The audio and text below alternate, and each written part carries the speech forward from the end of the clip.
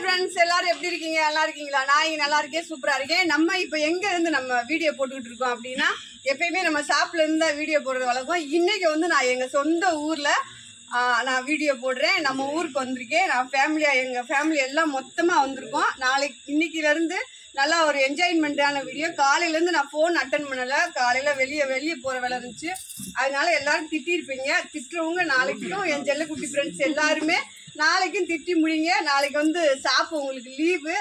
அதனால நான் ஊருக்கு வந்திருக்கேன். அதை சொல்லி தான் சரி ஒரு குட்டி வீடியோ போட்டுருவோம். நாளைக்கு ஷாப் யாரும் வந்து அலைஞ்சிடக்கூடாதுன்றதுனால அவங்க ஷாப் லீவு, ஷாப் க்ளோஸில் இருக்கும். அதனால நீங்கள் வீடியோ பார்த்துட்டு யாரும் ஷாப்புக்கு வர வேணாம்.